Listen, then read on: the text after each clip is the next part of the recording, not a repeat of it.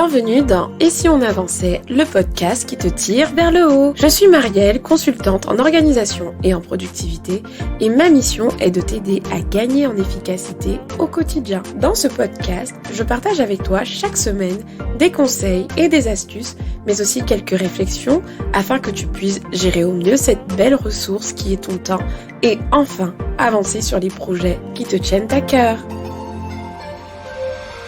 Hey, bienvenue à tous dans ce nouvel épisode. Comme d'habitude, je suis heureuse de vous retrouver. Mais aujourd'hui, je suis encore plus heureuse parce qu'on va parler d'avancer. Et mon projet s'appelle Et si on avançait? Et donc, quand on parle d'avancement, moi, je suis toujours au taquet.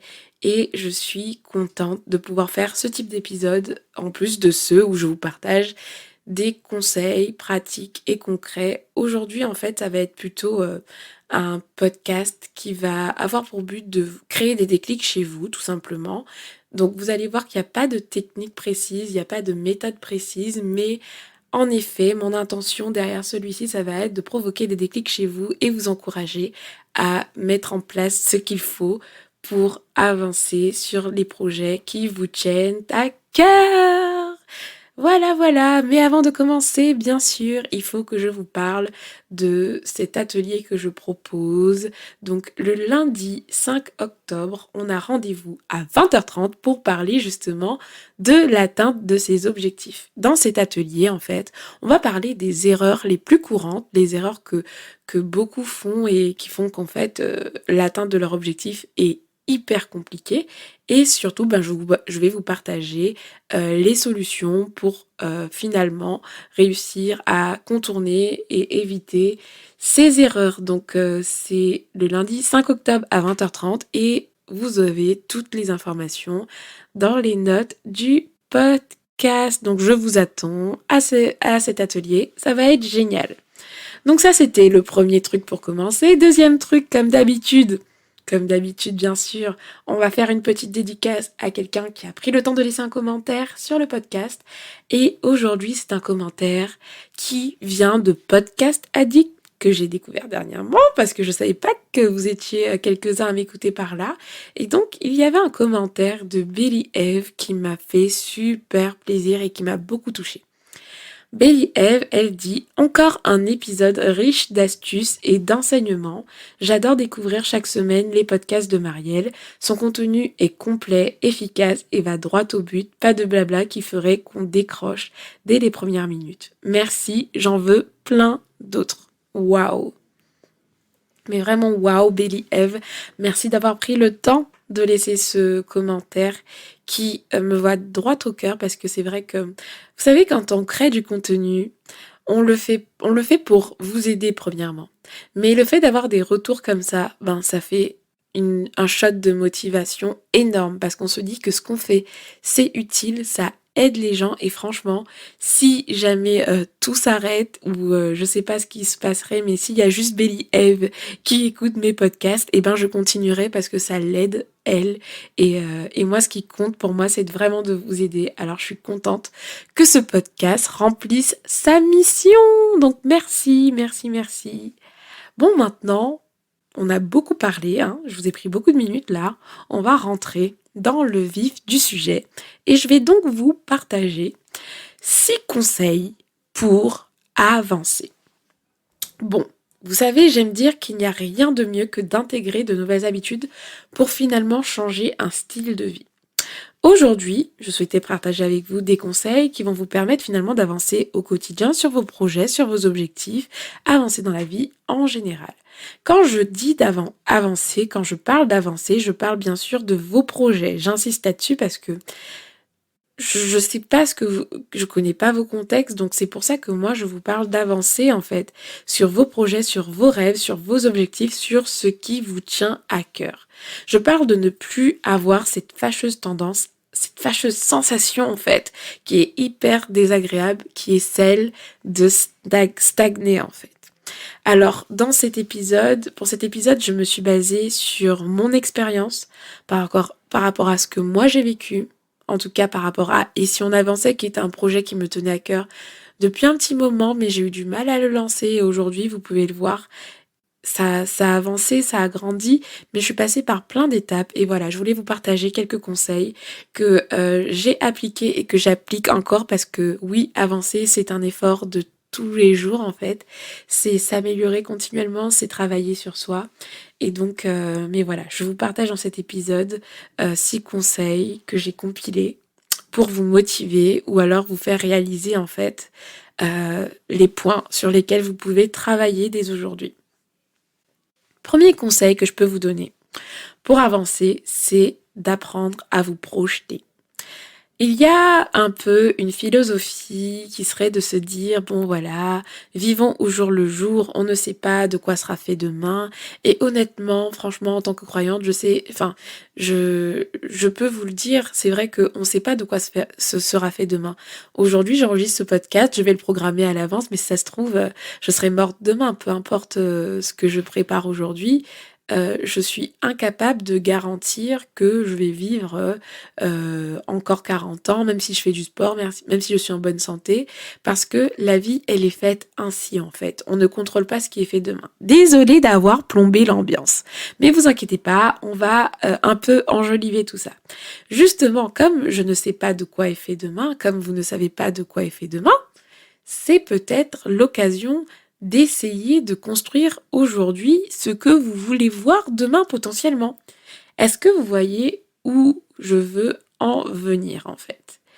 Aujourd'hui, maintenant, ce que vous faites aujourd'hui, c'est tout simplement l'opportunité que vous avez de planter les fruits que vous allez récolter demain. Si vous ne semez pas aujourd'hui, il y a de fortes chances que vous ne récoltiez pas grand-chose demain. Et ça, à plein de niveaux. Et c'est pareil pour vos projets, en fait. Si, par exemple, vous rêvez de gravir les échelons dans votre boîte, ou alors vous rêvez de construire une famille solide, de pouvoir de pouvoir pourvoir aux besoins de vos enfants en fait, de faire des choses, de voyager, je sais pas, je parle de quelques rêves que vous pouvez avoir, un, deux, trois, que vous pouvez avoir, pardon, donc à vous de mettre le rêve, voilà, je vous laisse 5 secondes pour identifier l'un des rêves que vous avez, voilà, silence. Quel rêve avez-vous?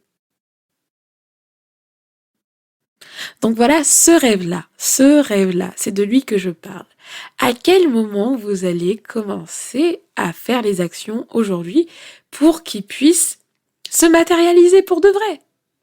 Parce que, certes, on ne sait pas de quoi est fait demain, mais je suis persuadée que la manière dont vous gérez votre temps, la manière dont vous investissez votre temps aujourd'hui, eh ben, va vous aider justement à créer cet avenir que vous espérez. Donc, moi, par ce projetez-vous là, ce premier conseil, je vous encourage à être intentionnel.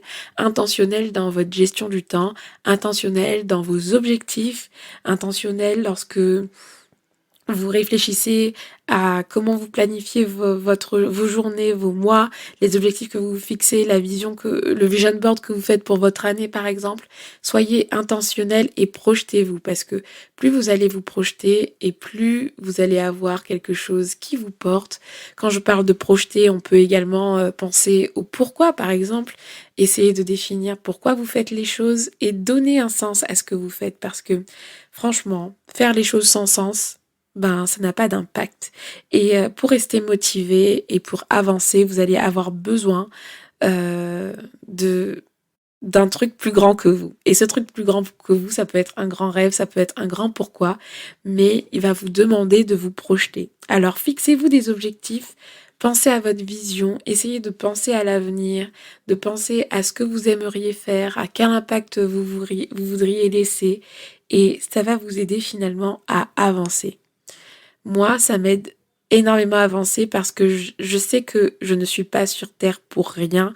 J'ai une vision particulière de la vie. Je sais que j'ai envie d'aider les autres, j'ai envie d'aider mon prochain, j'ai envie d'avoir une vie équilibrée, de bien investir mon temps. Et tout ça m'aide justement à mettre en place les actions intentionnellement chaque jour pour avancer.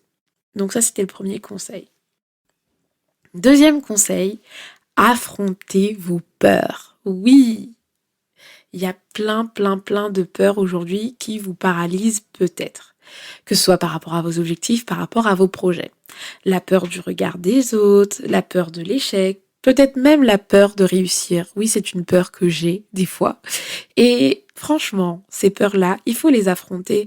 On a des petites peurs et des grandes peurs, mais le résultat de ces peurs-là, finalement, c'est qu'elles nous font stagner, elles nous paralysent, alors que finalement, ce sont juste des petits monstres qui n'ont aucun impact, aucun effet. J'aime bien cette devise qui dit que l'amour bannit la peur et moi c'est ce qui m'aide au quotidien par exemple.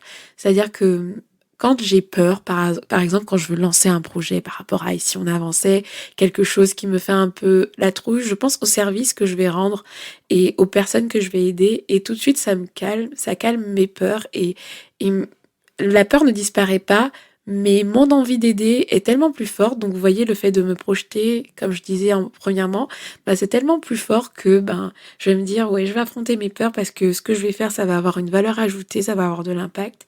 Et donc, je vais mettre mes peurs de côté. Donc, c'est une habitude que j'ai prise et c'est une habitude que je vous conseille de prendre.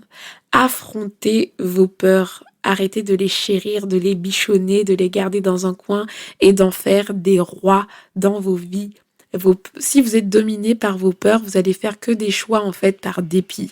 Alors que si vous êtes dominé par l'amour et l'envie de faire des choses bien, enfin d'avancer sur vos projets, il y a de fortes chances que vous soyez tout simplement, que vous avanciez quoi, concrètement.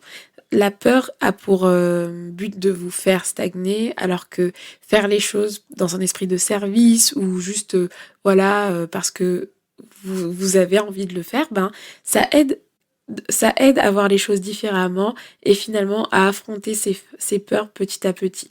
Et par rapport à ce conseil-là, je vais terminer par citer Nelson Mandela, et j'aime trop cette citation qui dit en fait: j'ai appris que le courage n'est pas l'absence de peur, mais la capacité à la vaincre. Alors vaincre ses peurs, finalement, c'est avoir le courage de passer à l'action. Donc affrontez vos peurs, commencez petit. Par exemple, si vous avez un projet sur le digital et que vous avez peur de faire une story, faites une story par exemple. Lancez-vous des défis au fur et à mesure et affrontez vos petites peurs.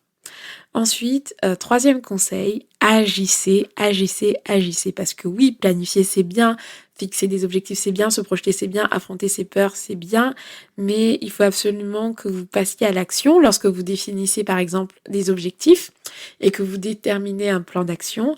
Planifiez vos actions et passez à l'action.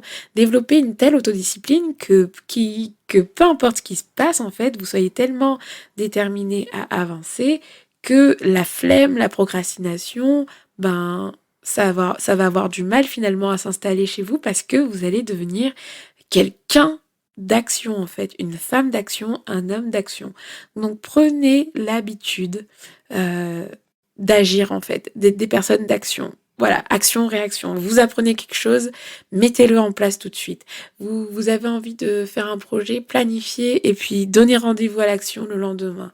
Essayez d'agir tant que vous pouvez et ne vous laissez pas freiner par la procrastination ou autre. Quatrième conseil, restez focus. Parce que après avoir pris l'habitude d'agir, je vous conseille d'être vraiment focus, mais à différents niveaux. Restez focus sur vos projets, restez focus sur vos objectifs, restez focus lorsque vous travaillez. Le fait de rester concentré, c'est, franchement, je vous le dis, c'est le super pouvoir de cette génération.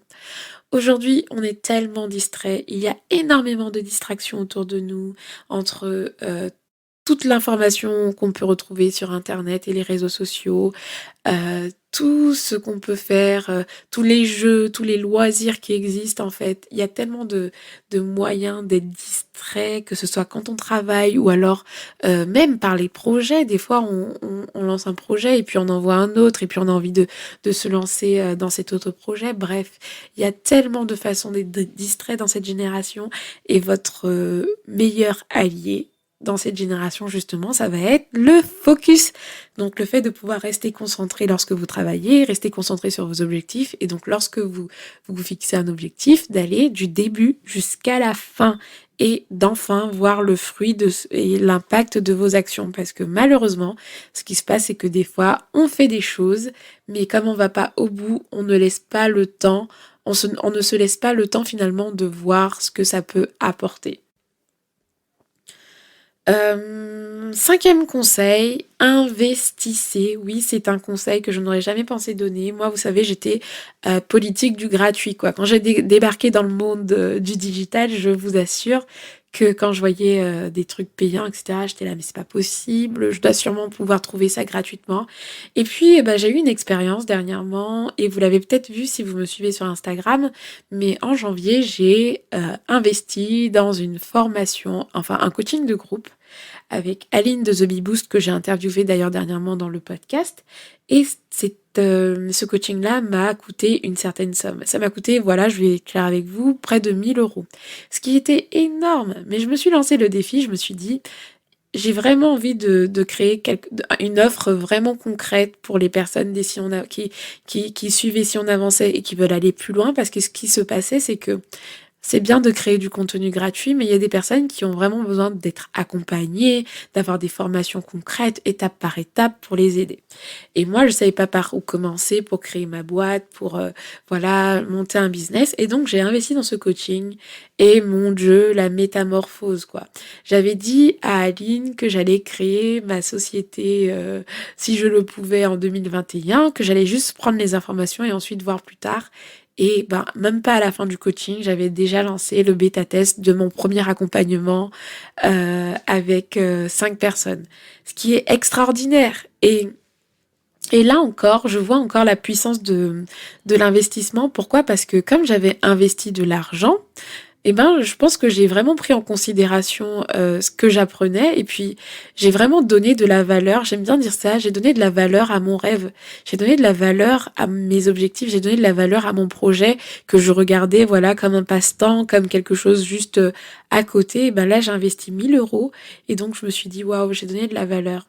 Mais avant de faire ça, vraiment, je me suis laissée conduire et donc j'ai fait ça parce que j'étais vraiment en confiance aussi par rapport à ce que proposait Aline. Je vous dis pas de dépenser votre argent partout, hein, loin de là, vraiment. Faites attention à ce que vous achetez, investissez bien là où vous devez investir. Mais ce que je veux dire, c'est que vraiment, l'investissement, ça paye. Et là, j'ai parlé de l'investissement financier, mais il n'y a pas que l'investissement financier. En fait, si vous voulez avancer, il ne faut pas avoir peur d'investir de l'argent, d'investir du temps et d'investir aussi de l'énergie. Pourquoi ? Parce que, et si on avançait, c'est un investissement en temps, en fait, quand je prends le temps de faire des podcasts, etc. Et c'est pareil pour vous, si vous avez des projets, si vous avez des choses qui vous tiennent à cœur, ça va vous demander, en fait, d'investir du temps. Rien ne tombe comme ça, rien ne tombe du ciel, en fait. Il y a la grâce qui tombe du ciel, mais là, c'est pas la grâce, en fait. Des fois, il y a des trucs qui vont vous demander du travail. Et pour atteindre vos objectifs, vous allez devoir travailler. Et donc, ça demande du temps, ça demande des efforts, ça demande de l'énergie.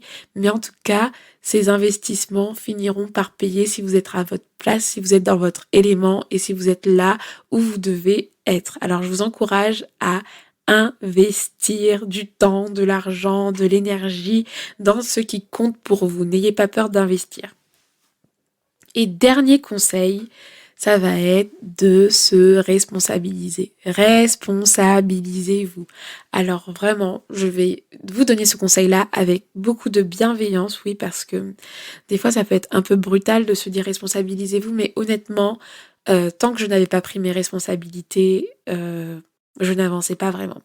Donc, oui, prenez vos responsabilités, ça va être hyper important pour vous pour avancer. Pourquoi ? Parce que lorsque vous décidez de prendre vos responsabilités, en fait, vous changez de position, en fait.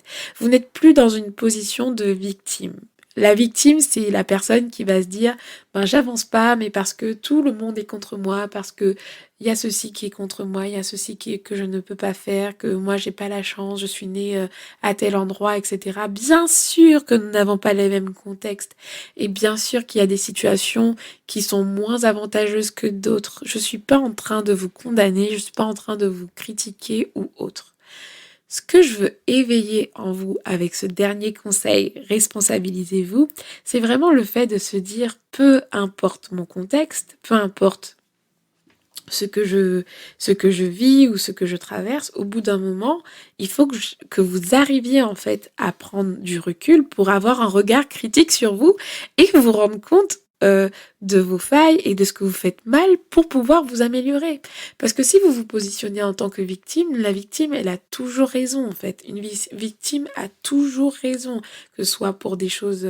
Enfin, une victime a toujours raison. Alors que si vous prenez vos responsabilités, ça veut dire que vous dites que potentiellement vous pouvez avoir tort et potentiellement vous pouvez vous améliorer et mieux faire les choses. Et c'est dans ce sens-là que limite j'aurais pu appeler ce dernier conseil améliorez-vous et genre prenez du recul de temps en temps et voilà, faites des introspections pour vous améliorer. Parce que se responsabiliser, c'est ça en fait, c'est se dire que ok, j'ai des contraintes, ok, j'ai des choses, mais moi je veux atteindre ça, moi je veux avancer vers ça, c'est ce que j'ai à cœur de faire, c'est le rêve que j'ai sur mon cœur. Et donc, comme c'est le rêve que j'ai sur mon cœur, il faut que j'arrive à investir, justement, le dernier conseil, c'est ce qu'on se disait, il faut que j'arrive à voir où je peux m'améliorer et prendre mes responsabilités. Si c'est du temps qu'il me faut, il faut que je prenne la responsabilité de me dégager du temps pour réussir à atteindre cet objectif-là. Si c'est de l'argent qu'il me faut, il faut que je prenne mes responsabilités pour essayer de dégager cet argent-là. Donc voilà, c'est se responsabiliser pour vous encourager finalement à être réaliste vis-à-vis de vous-même. Donc, c'était mon dernier conseil. Donc, je fais un petit récap parce que c'était quand même assez long. Donc, projetez-vous, affrontez vos peurs, agissez, restez focus, investissez et responsabilisez-vous. Voilà, c'était mes petits conseils pour avancer. J'espère que ce podcast vous a plu. J'aime beaucoup faire des podcasts où ce sont pas forcément des conseils techniques d'organisation, mais où finalement je transpose finalement ce que je vis pour vous montrer en fait ce que j'applique au quotidien et ce qui pourrait vous aider pour avancer concrètement au quotidien. Donc j'espère que cet épisode vous a plu, je crois que je l'ai déjà dit. Bon, j'arrête de faire le tour.